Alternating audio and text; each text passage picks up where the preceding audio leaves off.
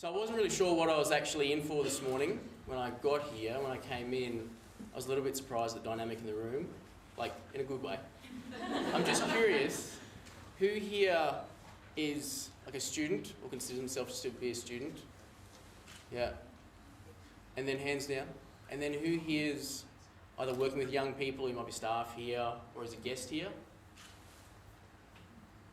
And then what if you're none of the above? There's a few of you guys. Okay, that's cool. There's a few different things I want to speak about. One of them is actually about myself. It's for the first part, because to me it's all about giving context and telling a story. See, I think it's really important because people often misunderstand me and they think I'm here to talk about things that I probably haven't experienced or have little understanding of, and maybe potentially more interested in actually just putting things down on my CV so I can go get a nicer job a bit later. And it's interesting because that sort of way of thinking really holds people back. I find it really quite sad. The other thing I want to talk to you about is actually if you're working with young people, how to be more effective at it. I do that quite a lot, very unashamedly and unreservedly. So please don't take offence, but it's really important we think about the way we actually work with young people. And the other thing is if you're young and you want to go out and do stuff, now's the time. It's not about waiting around for a better time. So me, I've done that stuff. So as a Deadly Choices Ambassador for the Institute for Urban Indigenous Health, where I work back up in Brisbane, so I flew down this morning, I'm privileged enough to be able to actually travel around southeast Queensland. For those who don't know, we have about 65,000 Indigenous people living in southeast Queensland in the corner there. And by 2031, we'll actually have the biggest population of Indigenous people in the whole country. So it's quite a significant space, and we work on delivering primary health care. I work with kids, young people. It's my favourite part. I have the coolest jobs. I get to travel around and talk about deadly choices. So a deadly choice is a healthy choice, okay? So deadly is in good, the right way, a good way. And we work with a lot of sports stars and a lot of elite athletes. So I'm one of 13 DC ambassadors, and most of us are elite athletes. We're boxers or NRL players, or we're athletes of some sort. Janice is actually over in Canada at the moment playing in the World Softball Championships. But I consider myself to be a community advocate, an advocate for education, change that way. Because there's many different ways we can actually enact change in our communities. Not just strictly in Indigenous communities, I don't mean that. So for me, and otherwise, yeah, I did the youth delegate stuff last year at the UN, which was really cool. It was a lot of fun. It was a really good experience. I also sit on an advisory council for an organisation called the Grata Fund. The Grata Fund's a new organisation in this country. So it's Australia's first not-for-profit litigation fund dedicated to actually funding adverse law costs for cases that are in the national interest, or we believe are actually social justice issues. So it's a really cool organisation.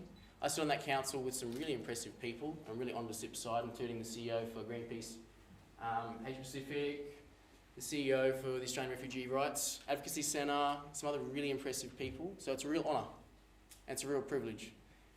And it's important for me to make a point of that because I'm the youngest person by far. I'm probably about 15 years younger than the next person in that council. And I had a young person come up to me and they said, when did you realise your voice mattered? So I'm 26 now.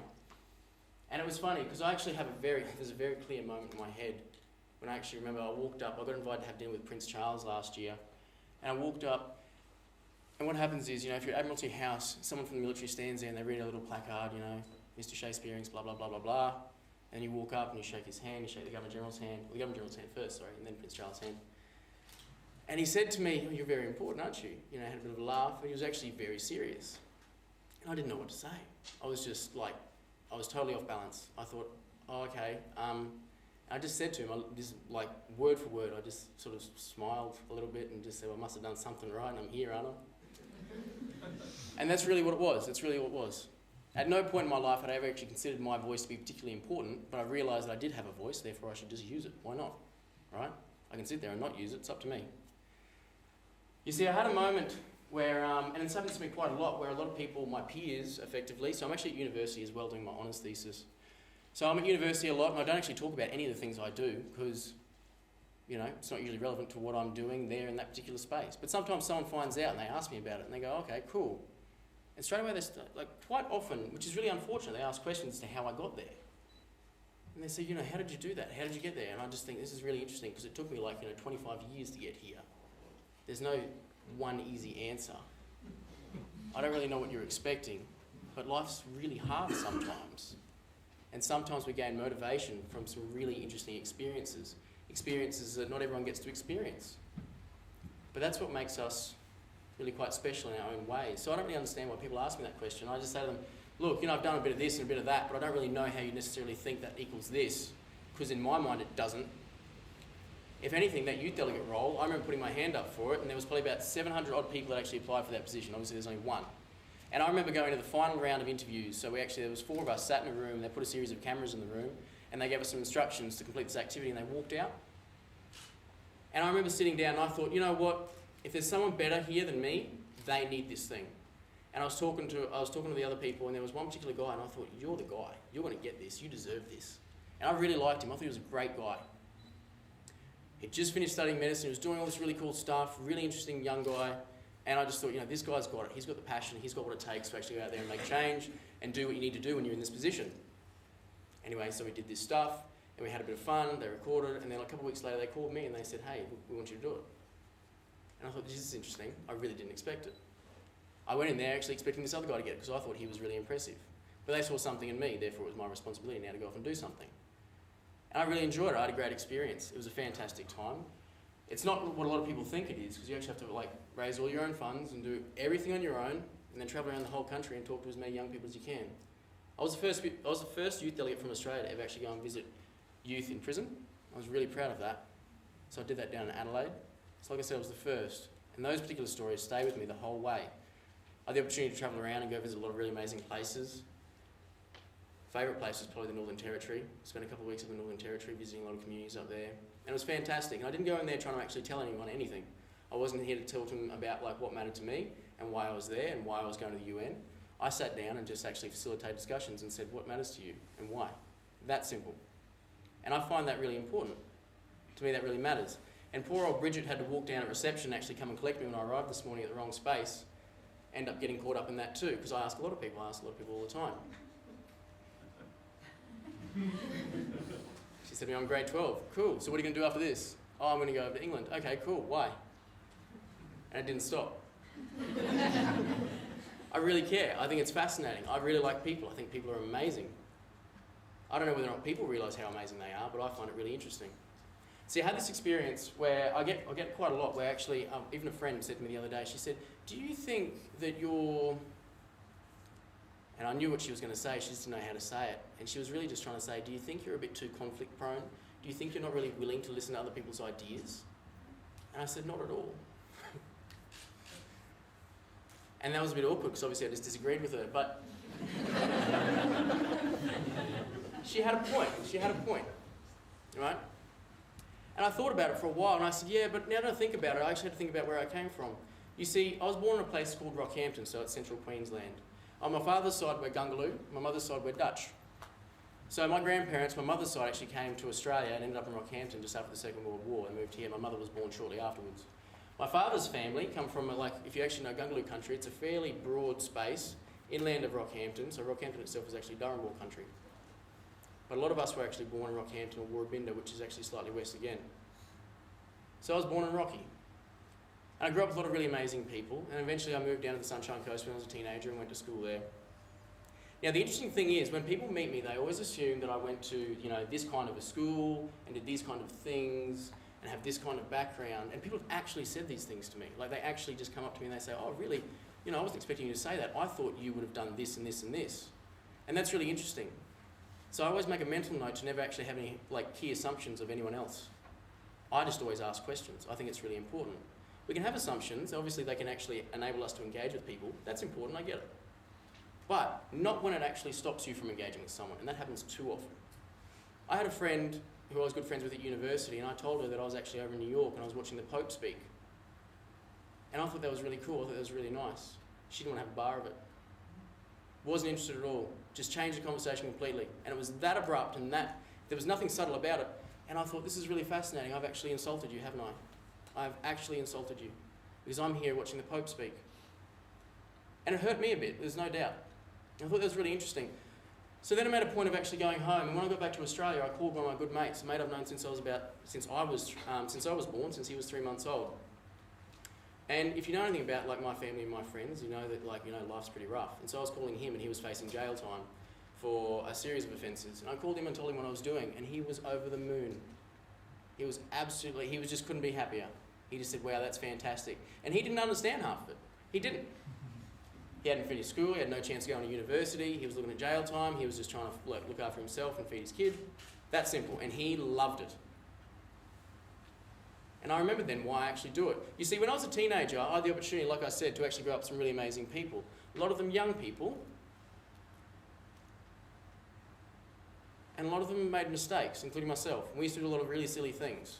Really, really silly things. And people tried to think, oh, it was like a bit of a slap in the wrist kind of thing. And I was like, nah, it was pretty bad. It was really quite bad. So a lot of my friends, there's a few of us that were actually sort of in and out of juvie and that sort of stuff when we were at school. So you leave juvie and you come back to school and then you go back to juvie and that sort of stuff.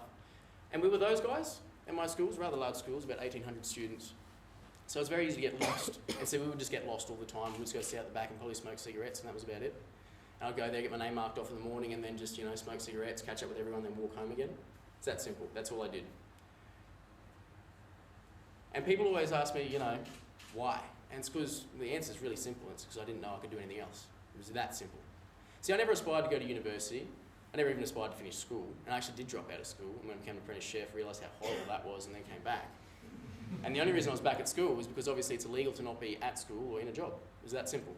I just didn't know what I wanted to do. You see, my mother's a fantastic human being, and she's always been there for me, but quite often she was working 2 jobs. She couldn't actually be there for me. And that's understandable, because I was putting too much on her plate anyway. But like I said, see, I grew up with these really, really amazing young men. Now, a lot of them actually had really extensive criminal records for violence and drugs and all these sorts of things, and break and enters and all this sort of stuff. But to me, they were the most amazing people I've ever known in my life, and they still are. Because one day I sat down with one of my friends, and like I said, this guy is probably the most violent. He had one of the worst records out of everyone. And I sat down with him and I said, bro, if you could do anything in the world, I would have been about 16 at this time, if you could do anything in the world, what would you do? Just anything. Like, if our lives weren't going the way they are now, so none of us actually had fathers, and most of our fathers were either in jail, including my own, or we just never known them. And the thing was, so we talked about our fathers quite a lot, and he said to me, if I could be anything in this world, I would either be a physiotherapist or a personal trainer and work with young kids who had cerebral palsy. Now this guy, do you think any of the police officers who ever had to deal with him would have asked him that? Any of the teachers? His mother never had the chance to ask him that. And that just blew me away, and I never forgot it. And see, I spoke to him probably about 2 months ago, and we talk over the phone every now and then because he lives a bit further north, so I don't get to see him in person very often. And I said to him, do you remember this? And he said, no. And that really struck me, and I thought, yeah, see, this is the problem. See, by the time, all it takes is a few years, and that's it, it's gone. Disappears. Absolutely gone. So people ask me why I do what I do, and I say it's because I've known some amazing people. I know that people have dreams. And the thing that scares me is that people are going to forget those dreams. Because you can't forget those dreams.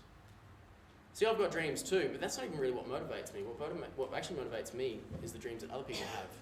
And see, I get to work with young people who've got amazing dreams, but fairly limited opportunity. And the thing that gets me is because quite often the opportunity they're presented with is definitely in part defined by society, but it's also the way society is actually defined their own perception of themselves. So when they get up in the mirror, what do they see? Not a lot of opportunity. And that's what blows my mind. You see, quite often young people are actually faced with the prospect of actually having to challenge themselves, and society. And they always feel like they're running a race. Someone always says to me, and I get this all the time, I said to a young girl that I work with, she's one of the trainees that I actually manage at our institute, I said, I'm going to take you to university, I'm going to take you to the campus that I go to, and you're going to come and see it, you're going to be there, and you're going to feel it. And she said, oh no, it's a shame. And she wasn't joking. And she said, people are going to look at me. This is literally what she said. She said, people are going to look at me. And this would have been 2 weeks ago. She said, people are going to look at me and they're going to think, what are you doing here? But you know what that really is? That's her looking in the mirror. See, somewhere along the line in her life, and she's only 17, somewhere along the line in her life there's been a seed planted and people have helped her nourish it and people have done the nourishing for her. And they've convinced her that she's not supposed to be there. It's not her place. It's not her space. You see, and I always reflect on that because I had the same thing. So when I actually did finish school, although I didn't actually technically graduate, I just cruised through. I actually went off and started working construction, all this sort of stuff, and I was jobless many times. And I used to do concreting and steel fixing, and then I decided I want to do a bit more, and I decided I want to go to the military, started applying to go to the military, and then I actually got an opportunity to go through Centrelink and get a certificate in security, so I became a bouncer. And I have all these really weird experiences that I went through, and none of them were necessarily, like I didn't know where I was going to end up, and that wasn't the plan. The plan was just to sort of stay alive and survive and figure out what I don't like. It was that simple. And for me, that really worked. It worked really well. See, as long as I could figure out what I don't like, then I just knew I wouldn't do those things later on. It was that simple. I didn't have to know what I wanted to do for the rest of my life when I finished school, because I didn't. And I had this moment when I was about 17 when I actually watched this, I watched a series of events unfold, around me, and I thought, look, this is it. I can make a choice now, because I actually have the opportunity that my friends don't have, the opportunity that my father didn't have, the opportunity that my mother didn't have. I can make a choice now, therefore I should. It was that simple. But it wasn't like an easy choice. It was just like this or this. And that was kind of cool, but both ways looked pretty crap. I just took the one that, I thought would probably actually lead somewhere, as opposed to one that would just, hit a brick wall. And it was simple as just, like I said, just going off and finding out what I didn't like and what I didn't want to do. And then I went to TAFE, and I had to study there, and even they looked at my record when I was at school, and they said, look, we're only going to accept you part-time. We can't give you a full-time space because we don't think you'll finish this course. And out of about 150 people that actually started, I was one of 20 or 30 that actually finished. Because I did want to be there, and there was no doubt in my mind. And like I said, I just never forgot why I wanted to be there. And for me, it wasn't too hard. But it wasn't a particularly easy route, and there was nothing glamorous about it. Catching a train, hour each way, and then coming home, and then driving to a pub or a club, and then working there for several hours, and then getting up again a couple of hours later and catching another train for an hour or whatever, and going to class, and then coming back again, and doing the same over and over and over. See, I wouldn't want to do it now. And I know that. I don't have to do it now. But I don't think anyone should have to do that. See, I don't look at other people and say, oh, you need to do this to actually understand who you are and why you do these things. For me, it was just like what I had to go through, but I had to go through it so no one else should have to. It's that simple. I want to work to create a world where no one else has to do that, because I don't think you should. I think it sucks.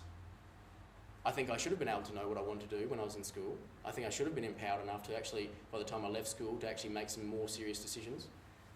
But it was just my life circumstances, and I get that.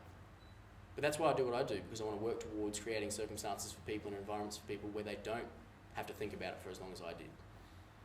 So when that young girl said to me, when did you realise your voice mattered? And I said, well, and it was that point where I shook Prince Charles's hand. See, I was 25 last year, I'm 26 now. So my answer to her was it was too late when I realised. And she didn't get that. I explained it to her, and she said, oh, okay. So she would have been about 16. I said, see, you need to be looking in the mirror right now and realising this is your time now. It's not going to happen when you turn 18. It's not going to happen when you turn 20 or 25. It's not going to happen when you get your driver's licence. It's not going to happen when you have 10 grand in the bank or 50 grand in the bank, or you're actually earning, $250,000 a year. That doesn't matter. Because there's other crap that comes with those things, and they'll weigh you down. What you need to realise is that now's your time, and you've got to start failing, right? You've got to start having a go and realising what you don't like, and just practising and having a bit of fun and enjoying it. Because as you get older, things get harder and they get more complex, and the world starts to throw more things at you. That's just the way society is, it's the way it reacts. So you need to start thinking about what you want to do and how you can actually deal with it. Because the only thing that changes is not necessarily like the way society treats you, it's actually just how you actually start to see yourself and how you actually process that treatment. That's really all that changes. Things don't, life doesn't get better at a miracle time. It's not how it works. And for me, that's a really important thing, because I have to lay that on people all the time. I was talking to some young men in jail just like actually last week. Yeah, down in northern New South Wales. I went to visit them. So there was two groups of about 15 young guys. And we started off having a big laugh. And they were a particularly interesting group of guys, and they were my favourites for the trip when I went down there. We had a big discussion, and it was interesting because there was a core group of young men who were obviously sort of like, the alpha males, and the other ones were a bit quieter. And I had to get to the point where I had to convince everyone to actually speak up and share their dream. And they weren't prepared to share their dream until I told them my dream, until I told them where I came from, the things that I've done and why I do them. And it was interesting, and then everyone started to share their dream. See, for me, it's really important to actually talk about the things you've done and the things that you're doing, and to actually explain to people why you're doing them.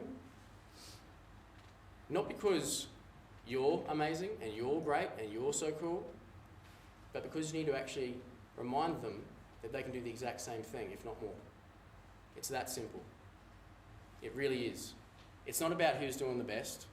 You see, it wasn't until I was 18 that I realised that my situation was absolutely morbidly hopeless. Okay? I thought, I've got nothing, absolutely nothing. I don't even know what I'm going to do with the rest of my life. Everything's just kind of screwed. I don't know why I'm even doing anything. But I wanted to do something. So I thought, look, my main problem here is that I actually keep comparing myself to everyone else. I'm never going to win, ever, right? If life's a 100-metre race, I started with like a 75-metre handicap. There's no doubt. Like I was born into abject poverty, family's not educated, all this sort of crap, went through this stuff, was supposed to be in jail, expected I was going to end up in jail, and I thought, look, you know, but I've got a choice, I'm going to use it, I'm going to play these cards and see what happens. And I realised that, yeah, if I keep comparing myself to everyone else, yeah, I'm going to fail. And it wasn't until I actually started realising that I didn't have to compare myself to anyone else, and I could just go off and do what I wanted to do and focus on that because I believed in what I wanted to do, I could just start getting somewhere. You see, so when I told my friend that I was watching the Pope speak, she immediately thought that we come from a very similar situation, and that therefore, you know, I've been given a hand that she didn't get. And it's interesting, it's a little bit hurtful, and it's a bit difficult because it's not really a particularly nice thing to talk about when you actually have to explain it to other people. But sometimes you need to explain to them, actually, no, I get up at 4 o'clock in the morning or 5 o'clock in the morning and I run, or I get up and I do math because I suck at math, or I get up and I read, and I don't go to bed till midnight because I stay up reading, or I stay up doing math, or I stay up doing these things. And why do I do those things? Because I'm not good at them. It's that simple, right? I'm behind. I'm not as intelligent as the other people in the room, so I'm going to play my cards, I'm going to use what I got. So when I actually made it to university, it turns out I was really good at university. And I was far more intelligent than I knew. And I was far more intelligent than some of the people at school had told me, and most of my teachers had told me, although I had a couple of really good ones. See, this is where I move on to the responsibility of people who actually work with young people. Because young people quite often get disciplined. See, I had a young guy come up to me the other day, and he said to me, you know, bro, I pulled a pair of scissors on another kid at school because he was really upsetting me. And so we went for a walk and talked about it for a couple of hours. I went and bought him a milkshake. And I said to him, yeah, look, you know, tell me the situation. Why'd you pull this pair of scissors on this guy? And he knows my story. He knows where I come from. He knows what I've seen, what I've done, and why I do it. And he said, well, look, you know, he followed me outside the classroom. He kept harassing me, all this sort of stuff. I said, okay, cool. So you got suspended. He got suspended? Yeah, he got suspended. Okay, cool. Do you think it's fair? He said, yeah. Okay, cool. Are you going to do it again? Do you want to do it again? And we said, well, not really. And I said, look, I understand. So now we have this analogy. See, we talk about pulling scissors on people. I said, bro, I feel like pulling scissors on people all the time. I get it. Okay? We all have those moments. Doesn't matter if you're driving a car.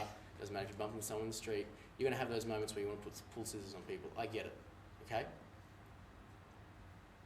Don't feel bad for having those feelings.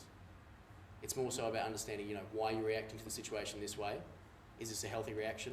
Is this really reflective of who you are and what you want to do with your life? I don't think so.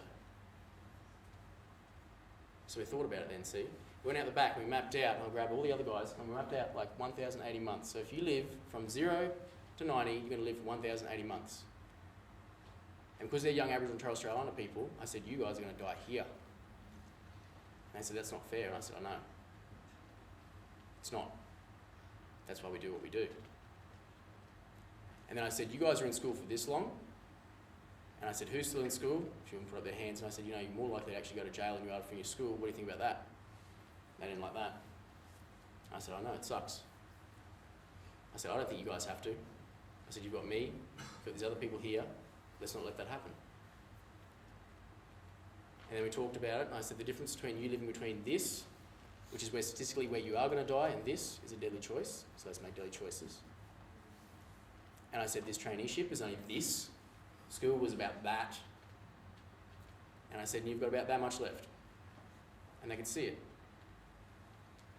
You see, the thing I did there was, and the thing that I always appreciated when I was younger, was people actually speaking the truth to me. I never forgot the people who always told me the truth. And they said, look, your situation sucks. It really does. So we're going to have to take small steps if we want to make big change. It's that simple. See, the thing is, when you're working with young people, you have to remember that these young people are quite often inhibited in some way, and really, I honestly blame society. I think society does a very poor job at actually encouraging us to go out there and actually be something great. I think it does a very poor job of it. I think what society should be doing more often is encouraging us to take risk, especially when we are young, and going out there and having fun and enjoying it while we can. And then we'll know more about ourselves when the real responsibility starts to hit us. It's about enjoying and appreciating the things that we've got. So when I work with young people and they talk to me like, oh, I want to go off and do what you do and have the opportunity to actually make change like you've done, I say, look, you know, okay, I've got this job, I work with kids here and I do this, and I'm really privileged to be able to do that. That's fantastic. But you know, before I did this, I had to do all that. Okay? And those things weren't very pleasant. But like I said, it was a process of deciding what I didn't want to do. But I can tell you now what you don't have to do. So let's just skip that part and you can come straight here. But the interesting thing is everyone always feels that they need a title, or they need some sort of particular experience,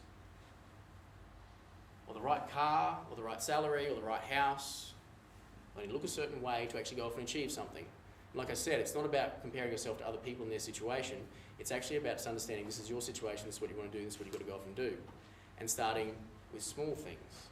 So I sat down with a group of young women the other day, and they all said to me, look, I want to go off and do this, I want to go off and work for the UN, do this. And I said, yeah, that's fine, you can. But what's going on in your community right now? What happens on your street that you don't like? What happens at your school you don't like? What happens at home you don't like? What things do you think are actually social justice issues or issues of great concern for our national society that happen in your own home, on your own street, at school, at work? And we talked about it, and they realised there was tons of stuff going on. And it was interesting then, because then all we had to do was map it out. I said, okay, cool. So we need to come up with a brief strategy, and it's really simple. All you do is understand what the problem is. It's that simple. You understand what the problem is, and one young girl, this is one of my favourites, not the girl necessarily, that's been the idea. She was concerned about the environment, and she had a particular waterway that ran behind her street, and it was always full of rubbish, and it was eroding. I said, okay, cool, let's contact council. She started writing it down. You're going to contact your local councillor, right? You're going to ask them for trees, because they'll give you trees. You're going to organise a group of people in your street, and you're going to plant trees, and you're going to give yourself a couple months to do it. To me, that's huge. I think that's fantastic. That's massive change, and people don't understand this. They always think they've got to reach something up here, but there's no ladder there, and they're here. So in their mind, they're already overwhelming themselves, and to me, that's a huge problem. It's about going off and just taking one step at a time and achieving something. And then when you start to get more confident in yourself, you realise you can put yourself out there. See, I didn't get this youth delegate role because I necessarily felt like I met the criteria. I applied, not necessarily honestly believing I was actually going to get it, but believing that if I did get it, I'd do an amazing job, and I was really happy with the work I did do. I went in there understanding that I didn't necessarily have the qualifications in certain ways, and that maybe I'd have to, I suppose, elaborate a little bit on things that I hadn't done.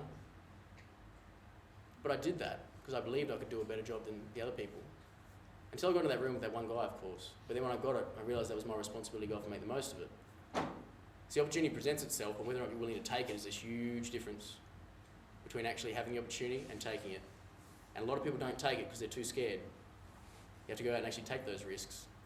And anyone who works with young people needs to be encouraging those people to actually go out and take those risks and have a good time. It's really important. So thank you. It's me.